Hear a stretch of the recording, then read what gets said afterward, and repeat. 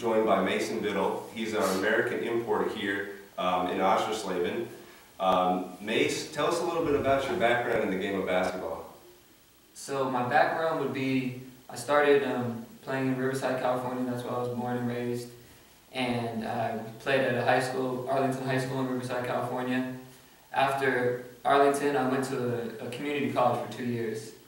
Played there in Riverside Community College, and then I got a scholarship, a full ride to Division II in Colorado. Okay. Western State, Colorado. It's in the Rocky Mountain Athletic Conference. And played there for 2 years. And then towards the end of the season, I actually tore my meniscus. So my meniscus. And then, so I got surgery right after season with ambitions and hopefully trying to play overseas.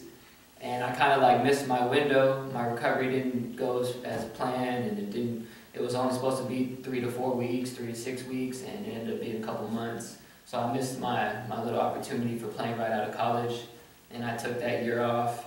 And then I got a connection from a friend of mine who played overseas, who played at Biddle, and for 2 years at Stade for 1 year.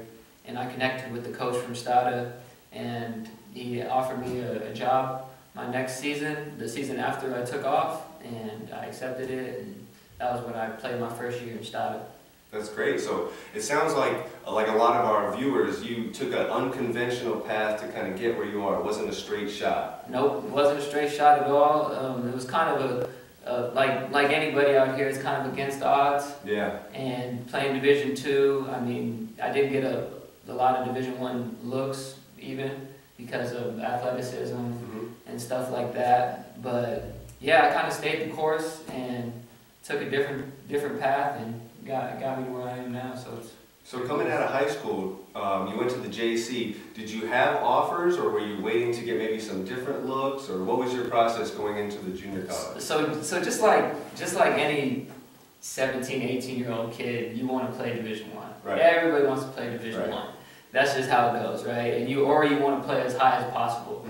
So coming out of high school, I had a good high school career. I mean, starting varsity sophomore, junior, and senior year, and averaged over 20 points each year from my sophomore and senior year. That's impressive. Yeah, so it was a good high school career. We were always above 500.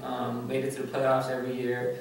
But yeah, so coming out of high school, I had a full ride from San Diego Christian, which was an NAIA. Okay. La Sierra University, which was a small NAIA. And then I was talking to another Division II, but didn't really have an offer. And I was talking to some other schools, and then one of my favorite coaches and still mentor to this day, John Smith, was the coach at RCC, and I always had a great relationship with him.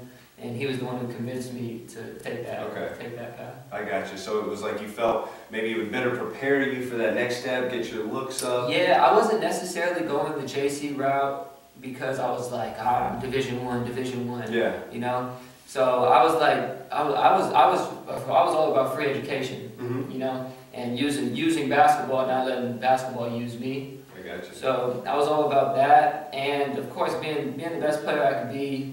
And in high school, I wasn't necessarily, I took so much of a scoring load, I wasn't necessarily a great defensive player because we didn't really play man-to-man as much, and I couldn't really prove myself in that area, and I think that's why I didn't get a lot of looks.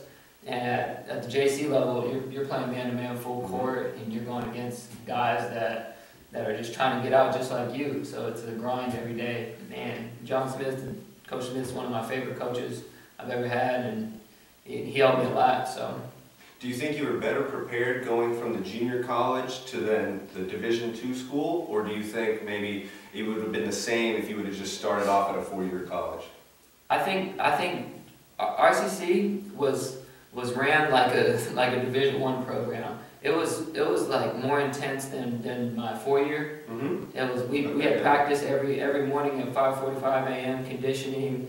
We'd go to school. We had study hall. And and then we had practice every day after that. We had a yoga 3 times a week in the morning. Like we did a bunch of things that I didn't even do at my 4-year. So I was over prepared when I went to my 4-year. I was ready for anything, and I was basically prepared for anything, so which was great. That sounds great. I think a lot of guys are so just headstrong on what program, what level it is, and I think they kind of lose sight of that. The level doesn't necessarily make the player. Yeah. It's kind of like not necessarily where you go, but what you do at that level. And some smaller schools will get you more prepared to play at a higher level. Yep. And I think, just because it's a lower level program, it doesn't mean it's going to necessarily be ran that way. You might have there's great coaches at the high school level, Division III, exactly. everywhere. Yeah, that's exactly. Great. I completely agree with that. And we were real successful at RCC. We came in second both years to Saddleback, which was another great JC in our area. But I was successful. I was first team all conference freshman and sophomore year. Mm-hmm. And then after that, I had a lot of Division II offers, a lot. Probably, I would say I took about six official visits, and I was talking about 9 or 10 different Division II schools. Originally, I was talking to San Jose State for a little bit, and that was my one Division I kind of offer, and then I thought that's where I originally wanted to go, and they ended up making a coaching change, and things kind of fell through. Yeah, it's funny how that kind of stuff happens. Yeah. So now, in respect to your 4-year, do you feel like you made the right decision going to Western State? Yeah. So I like I said, I went on about five or six official visits. Cal State OA. The two I really came down to, I went out to Hawaii Pacific University and Western State, Colorado. Those were the two they were great full rides, and I kind of liked the living situation and everything in both, and I was leaning towards Western State, Colorado, because it's a small town, and I knew I was gonna be focused and get my degree in 2 years. Right. And also I thought we had a chance to be successful in basketball, of course, but I knew this would keep me on track to get my degree. If I went to Hawaii Pacific, I think I might still be in Hawaii. Be a little side I might still be at the beach with 5 classes left to finish. Because and the mood in Hawaii, I loved it. I had it was like the best trip I ever had. They took care of me, and it was great. But the mood I got there was just this is just a Hawaii mood. It was so laid back. Real chill. And real chill, and that's how I figured I would kind of be, and I wanted to finish, I got you. I think you bring up a great point with that. So many kids are just focused when they go to select a college on just the basketball side of it. Yep. And they don't think about, the city I'm going to live in, the academic piece of it. I think what kids and parents need to do is totally take basketball aside, and when you're on the visit, when you're looking at your school, do I see myself going to school here with basketball totally out of the picture? Because what if you got injured and you didn't have basketball for a while? Exactly, and I give most of this credit I give to my dad, because my dad was always my coach and did everything basketball-wise as I was growing up, but he's always kept it in my head, the ball's going to stop bouncing one day. Right. It may be tomorrow, it may be in 2 years, you just never know. And you have to put yourself in a position to be successful and have a backup plan, and not just, I'm a basketball player and nothing to fall back on, or something like that. And then again, I've also seen a lot of players be really successful with no fallback, because they're so determined. Yeah. Which it could play hand in hand, but I gotta thank my dad for that, because he's the one that asked me those questions, when I was picking between Hawaii Pacific and Western State, so the scholarships are about the same. Okay, what's the living situation? What's the schools like? How many kids are in the classes? Right. How are the teachers? What's the pass rate? What's the exercise sports science program look like? What's the teaching credential look like, what you want to pursue? Right. So it's all those, we took all those into perspective. We had a few talks, and we came to a little decision together, and even though it was moving away from home, either way, he agreed with my decision, and he backed me up, which was nice. So. Yeah, that's great. I think all of those things kind of play into whether you're going to be successful or not. Because like we said, it's not all about basketball. You've got to have that vision past basketball. Because regardless of whether you make it to the NBA or not, eventually you're not going to be able to play. Your body's going to fail you. You have to have something beyond basketball to look forward to. So I think that advice was great, especially for our young viewers. Yeah. Now, switching gears, how do you think going from the JC to a 4-year Division II, having different coaches, being in different areas, different systems, has maybe prepared you to take that step internationally?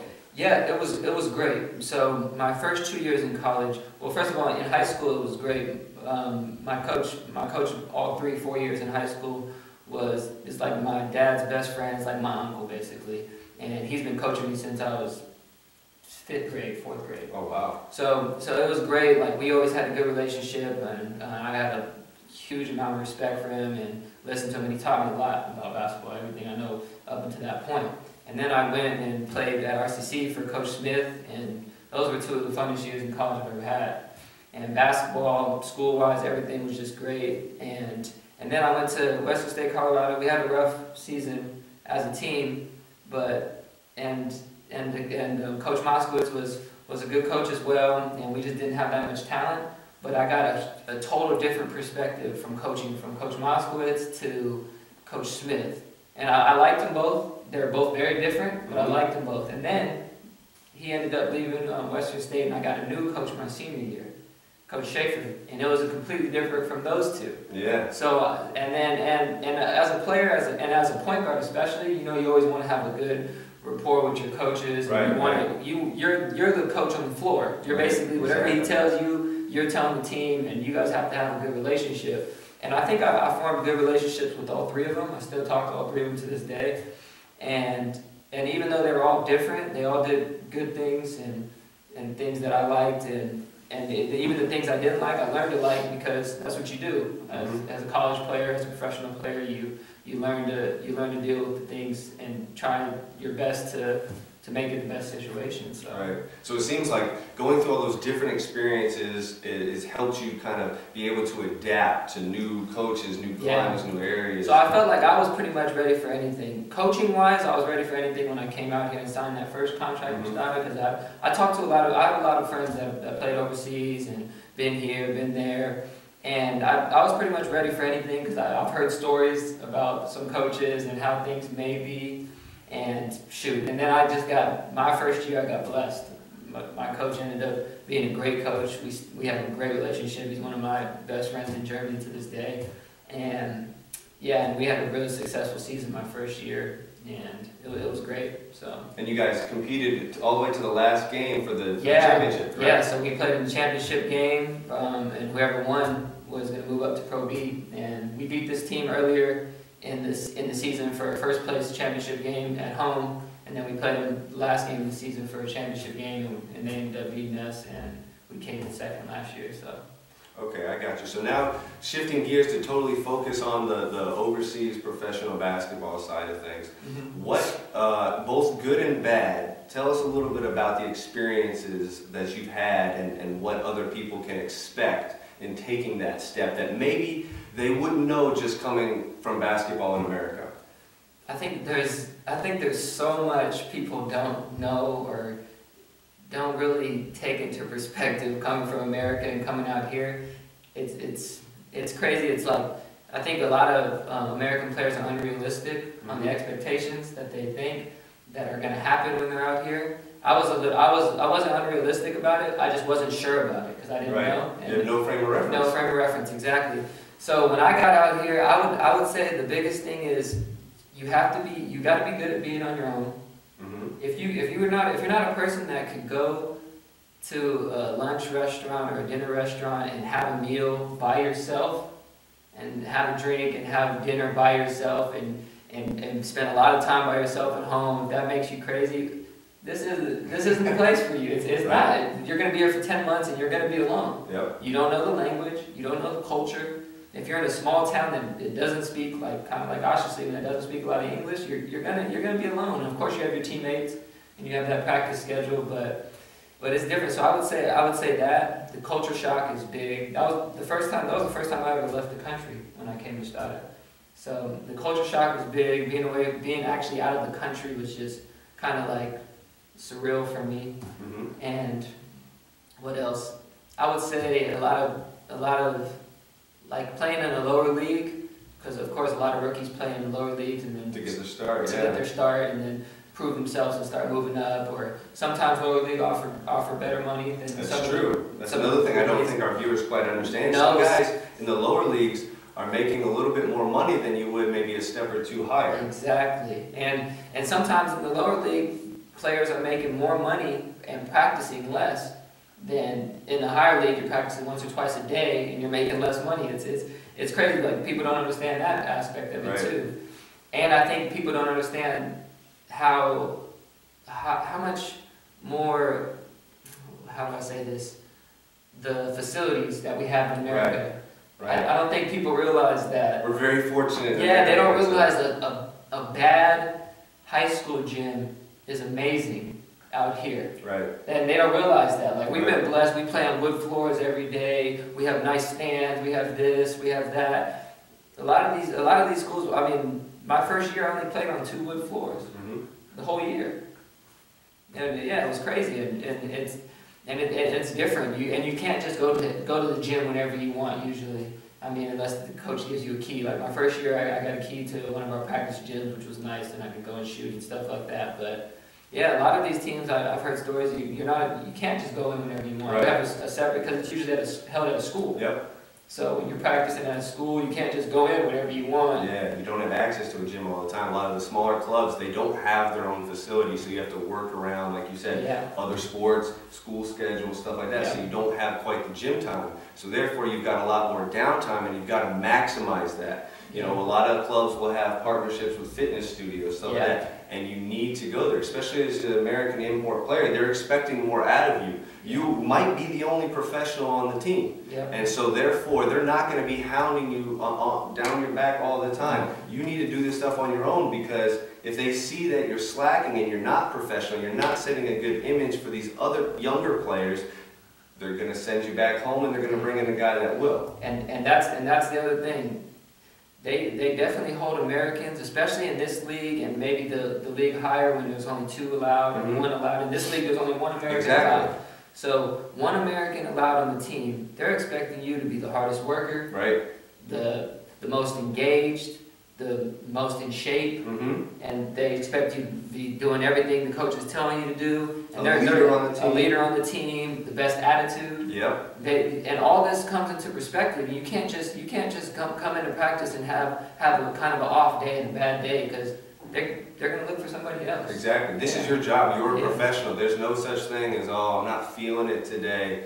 You can't do things like that. You have to be. Being a professional does not just mean you're getting paid to do something. It means you have a professional mindset as well. You're conducting yourself in a professional manner. Your behavior, the way you speak to people, everything. The way you go out in the community. People are gonna. These are very small towns, like Oshersleben.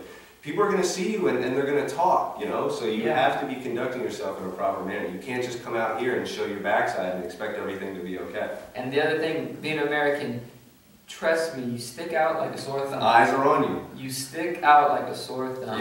Wherever you go in the city, you're walking around, especially in Germany, in the past 2 places I've been, Stade and Oshersleben, you stick out. You do. Before you even open your mouth, people can just tell you're not from here. They know, And it is how it is. I mean, and what me and you were talking about the other day was we kind of built a better perspective for foreigners that come to America. Exactly. Because we're in that situation.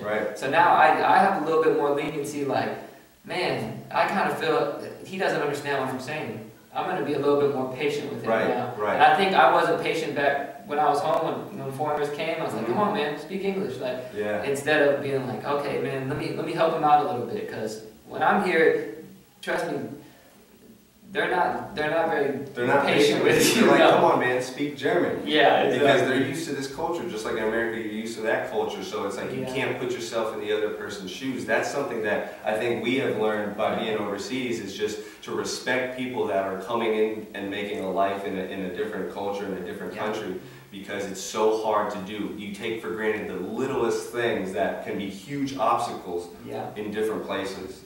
But we talked about key attributes for you to have as a player here and what to expect. Now let's talk about the actual game itself. Some of the the FIBA rules and things like that. What are the biggest differences between basketball here compared to basketball in America? So my biggest thing was they kind of changed the rule this year, but last year the traveling rule. The traveling rule is big. So as a point guard, and as one of my strengths in my game is my first step. So I'm always jabbing, and then I go. And my first year, that's a travel. Right. You got to put the ball down before your foot comes down. So that was a big adjustment. And then in 2000, when I graduated from college in 2015, that was the last year they did the 35-second shot clock. So I was coming from a 35-second shot clock to a 24-second. Right. That's big difference. That's extremely different too. Extremely different. And the other thing I would say from the past two experiences I've had this year and last year, German basketball, they move the ball well. Yes. They move the ball really well. It's not a lot of pounding. It's not a lot of pounding like back home. It's a lot. The point guard does a lot of pounding. There's a lot of like, okay, then, and then there's a lot of probing, and then like, okay, give me a screen. I'm gonna come here. This German basketball is more like, okay, I'm gonna get a screen, one dribble. If it's not there, I'm swinging it, trying to get a triangle. Boom, swing it, swing. It's like pass, and it's more like pass instead of I'm dribble. Right. I would say. Right. And then, what else would I say? And you gotta deal with different type of reffing, I would say. Yeah. Different type of reffing, and what's the call I hate out here? What is this? Oh, the unsportsmanlike foul. Yeah. The unsportsmanlike foul. So that's this for us back home, an intentional, right? basically. And basically it's an intentional foul for us back home, which you don't really see that often unless somebody just gets hammered. Here. But here, it's like if they think you're reaching just to reach, it can be like you can even hit the ball, and they'll call it. So then they get free throws and the ball each time. Yeah. And it happens in critical times in the game, and it's just one of those things you have to adjust to. Yeah, that was one of the biggest things I think for me is like, you know, in an end of game situation, you want to make sure you get a hard foul so the guy doesn't get a shot up, but they'll take it as being an intentional foul and get you with the unsportsmanlike. And also, it can also be related to a clear path foul. If a guy is running ahead of you and you give him a hip check and he's got a clear path, boom, you're going to get hit with that unsportsmanlike foul. And is it one shot in the ball? Or, I'm trying to remember. If it's going up, then they get two shots. Two shots in the ball. But if it's like in the open court, they get one shot in the ball. Right. So I think, and then some other rule differences for us.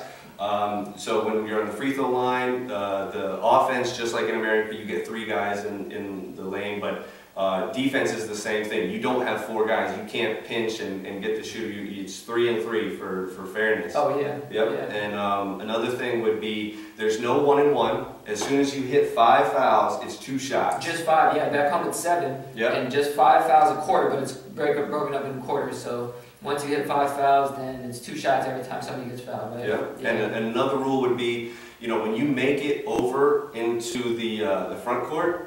Now, if there was a deflection, ball goes out of bounds, you can't go into the back court to receive the ball, so you've got to work to get open. The inbounds pass. Exactly. And it's tougher to get open in that little half-court setting. You can't just... It favors the defense a little more. And of course, the 8-second rule. Yep, 8 seconds to get the ball over. And, you know, you'll hardly see some calls like that in America, but here, I'm telling you, walk the ball up, boom, 8 seconds. This year. First game, Yep. Yeah. It's something to get used to, for sure. So we talked about kind of the rule difference, but you touched on also, like, on the player side, how different the game is played in Europe. It's more of a team game compared to, like, okay, a one-on-one, clear out, we're going to use our athleticism, our ball handling ability. This is more of a team concepts, team sets. So I think your game translates very well into the European style because you're a pass-first, playmaking point guard, you have great court vision, but a lot of Americans, they come over here and their game doesn't translate well because they might obviously want you to be able to score the basketball, but not necessarily be a ball hog. You have to be able to play defense. And they want you to make the right play. Exactly. Whether that's making a shot or making a pass. Yeah, exactly. A lot of coaches are big on, I mean, a lot of Americans out here could put up 30 a game, of course, but the coaches, they want to see good basketball. Right. A lot of them want to see good basketball. Like I know you could come down and take a fall away jumper whenever you want. Anybody could do that, but when you have 2, they want to know you can make that extra kick, that extra kick here. Even it could be just a simple extra pass or just a simple like boom, quick swing. Ball reversal. They want to see that, and that's what. And yeah, it is hard for a lot of people to translate to that because. American basketball, it is different. It's like we find mismatches in different scenarios. So out here they find mismatches in let's feed the post and let's get a screen and then let's get a backdoor cut. Back home it's like, okay, I'm better than this guy. Everybody get out of the way. Yep. Especially when it comes to professional basketball, like in the NBA, Exactly. the NBA G League. I think it has a little more similarity to the college field when it's more of a team game. There's more camaraderie. I mean, even in the stands, you got to get used to things like loud horns, loud drums. People can pretty much say and do whatever they want. We've got guys for our home games with a megaphone. Like it can be very intense. There's things being thrown on the court at times. There's beer being spilled on the court, and you've got to be able to keep your composure through it all, because if you think as an American player you're going to get calls from the referees or favoritism, you're not. You're going to get less calls from the referee. They expect you to be more physical, right? You're also going to get more foul calls a lot of the time. Yep. Yeah, it's harder. They're harder on Americans out here for sure. Exactly, and you're going to get heckled, and you know, you have to be able to keep your composure and keep your head. Otherwise, you're going to get thrown out of a game really quick, and you're going to get tossed out of the team or the league that you're in. Yeah.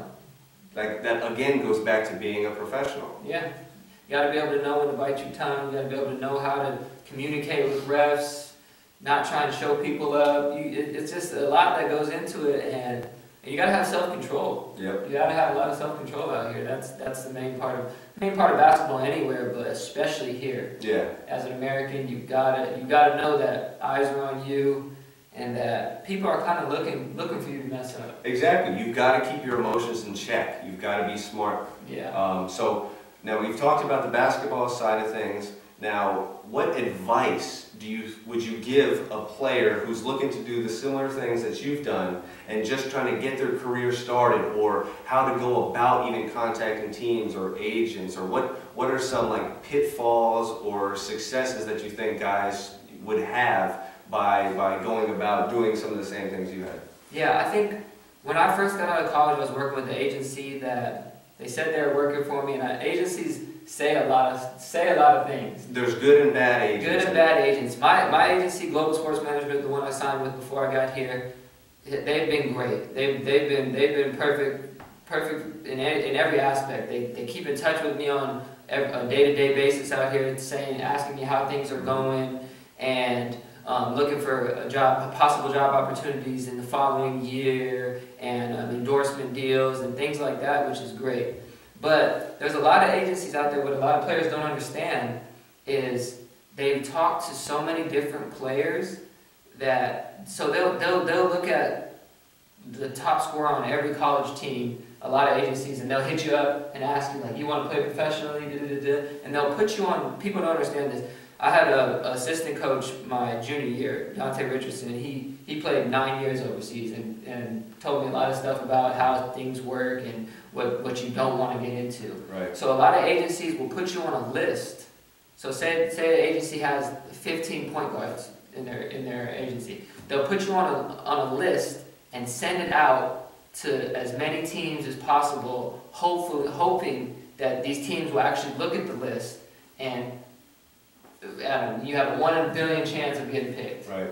Right. And a lot of players don't understand that. Like, the agency will tell you, yeah, I just sent your stuff to this team, but they won't tell you they sent 15 other players in the same agency to that same team. Now the team's going to have to pick from 15 other players just in your agency. Now then another agency that's sending them another 15 and another 15, and players just contacting them themselves. Right. So people don't understand the constant grind that you have to go through. And I would say advice I would give is don't get discouraged, and work with somebody you trust. And work with somebody that actually has connections that can actually speak to a manager that they know. You know? Or actually, like, so Chris, you have contacts out here that you could actually speak to. Like, I could get this guy on the phone today. Right. Like, watch. And I would say work with an agent or somebody that's helping you that could actually call somebody and say, he's going to watch your game film that I sent him.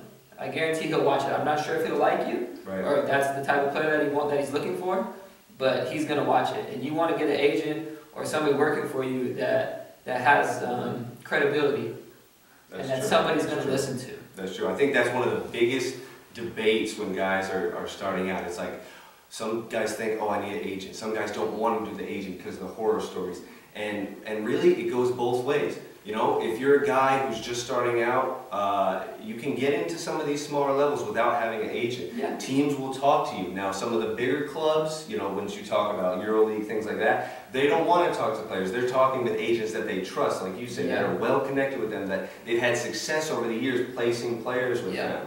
And, you know, you're right, some guys, it's like they have a very intimate relationship with teams, and they're sending them a few guys that actually fit the description of what they're talking about. And then there's other agencies that they say, hey, I need a point guard, and the teams are giving them a description of what they're looking for, but yet they send every point guard they have, and they're blasting a list of 50 guys. And most of the time, you know, as a coach, I'll tell you right now, I'm not going to look at all these 50 guys.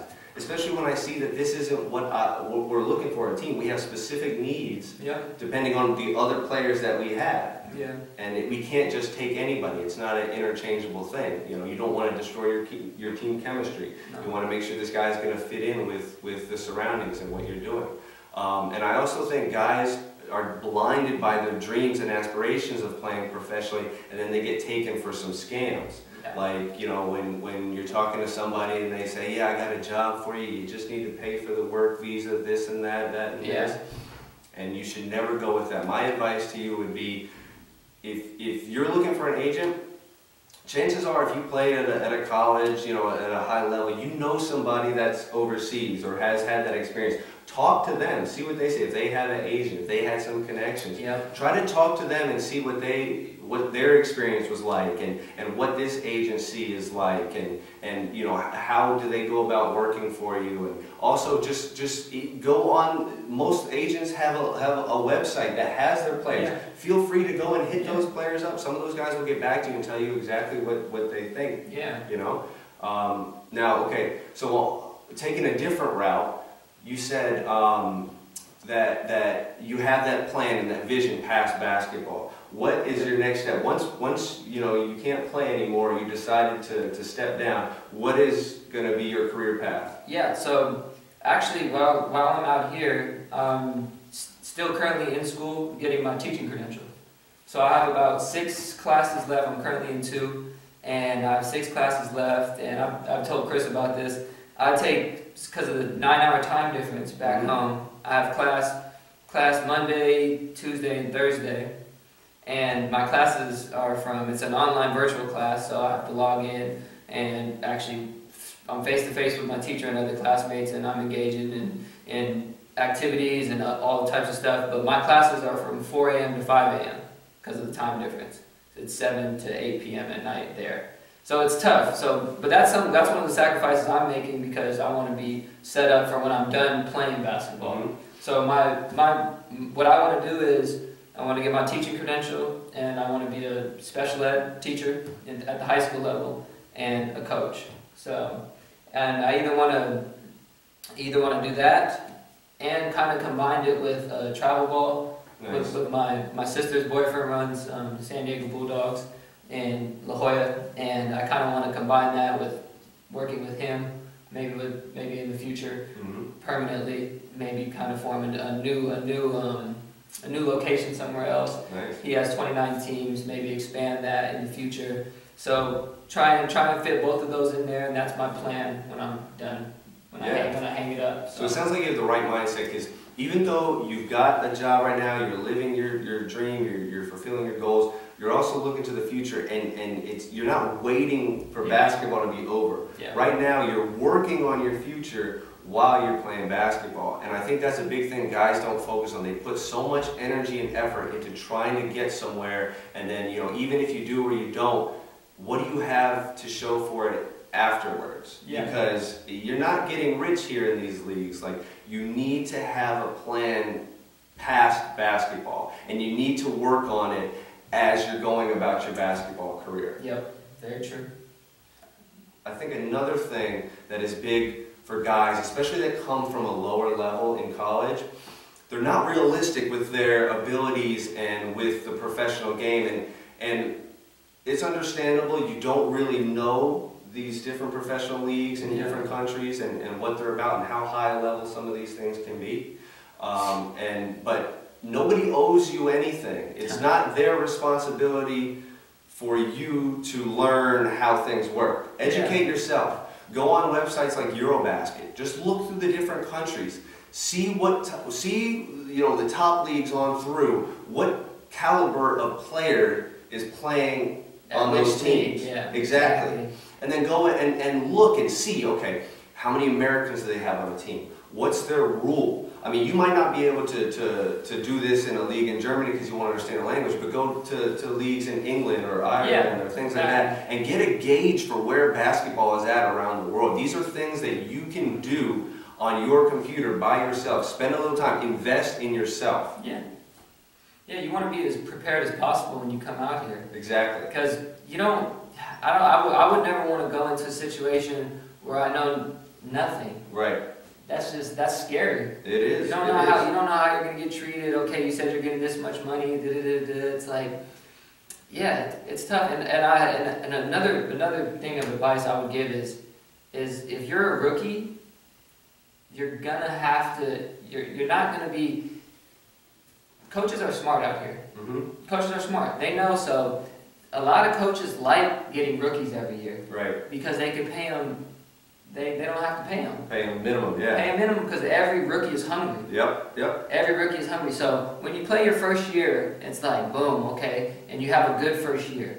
Now you could talk to teams and say, I want double, or I want this, I want that, I'm not playing for anything less than this. And teams are like, yeah, this guy can play. Like, why don't I get a similar guy? I don't know if he's going to be as good, better, or the same, and pay him half as much.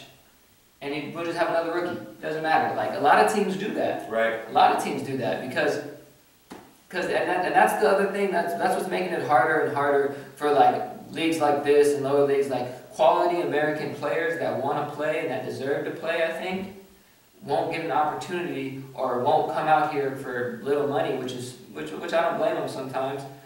It's because there's so many people back home that will come for nothing. Right. And then that's making the quality players, because they're not going to be as good as the quality players, but they'll come and they'll do a decent job. Yep. But then it's kind of screwing the quality players that put in their time already, that's in year 2, year 3. Exactly. And now it's like, now they don't want to get paid because they could pay somebody else that hasn't had an opportunity. Exactly. So, and I don't think people understand that. Exactly. Yeah. And so we've talked a little bit about advice for guys just trying to get out here, but now I think a big thing that guys don't really understand is kind of like what we talked about with selecting your college. When you're going to negotiate and talk to different teams about your contract, also look into, okay, what's the climate like in this country? Yeah. What am I going to need when I pack there? How far am I living away from the gym? Do I have transportation? Can I talk that into my contract? Is your apartment furnished? Exactly. Little details. Do I have a toaster? Can be huge. Something. Exactly. Yeah. So true. Exactly. So true. Yeah, because I've been blessed. I have an okay apartment this year. I had a great flat last year, but I've been blessed. But I've heard stories where players get to their apartment or their flat, they don't even have a bed. Yep. You don't have a bed. You have to, and it says in the contract that we provide you with the flat, unfurnished flat. Yep. And people don't really put into perspective that it's really unfurnished. You don't have a bed. Yep. Yeah, you have to go and buy all those things with maybe your first paycheck or what they give you right when you get there, and you don't realize that. And it's exactly. And a lot of players are so anxious to play, they don't look at all the things. I think a lot of American players sign that contract and they just want to get that picture, sign that contract, and post it so quick, and before they look at anything, like, I don't know. Be smart. Yeah, you got to be smart. And like to piggyback on what you said, Eurobasket doesn't lie. You could type in any name of any.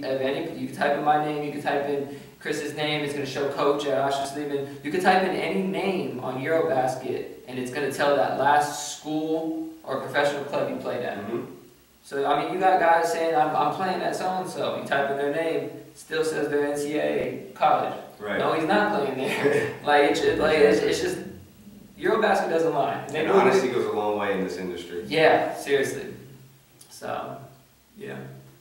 So we've talked a little bit about both negative and good experiences here. How do you think all of that come together to kind of lead you into that next step in life, in taking that next teaching job, or with a family, or being a community man, being a coach? Man, living in Germany these past 2 years have been amazing. I mean, I get homesick. Mm-hmm. I'm sure you get homesick. We all get homesick. Yeah, we're a long way. I mean, like we were talking about the other day, we miss driving. Yeah. We miss going We miss going to a bar, just having a conversation. Like, you know, that we just can't do out here on the regular. Right. So like, of course you miss that, but living out here and being able to adapt and go to the grocery store for the first time out here, it's hard. Yeah. You gotta Google Translate. Yeah. Is this chicken? Is this like?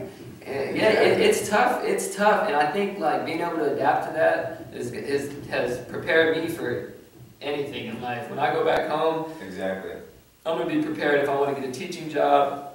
I'm practicing here every day, twice a day, 2 or 3 times a week. I'm gonna be prepared if I play in a higher league, top league next year. Yep. I'll be prepared for. I think I'm gonna be prepared for literally anything after this summer. And it'll be my 3rd year playing professionally if I keep playing, or it'll be a good resume builder for coaching if I decide to coach at a collegiate level maybe one day. Get a teaching job in the next year or 2. I think this is a great resume builder, and it's just prepared me for everything, and it's just something that I'm truly fortunate for. Mm-hmm. And I've been blessed to only suffer a little injury that I recovered fine from after I took a year off, and I'm just blessed to still be playing. It's great. Yeah, I mean, you're living the dream. You know? Yeah. You accomplish your goals, that's a great thing. But to go on what you said, the resume building, I think, you know, if I was an employer of somebody and I see that you've been in another country for so long, I'm automatically going to look at that like, okay, he's cultured, right? He's mentally tough.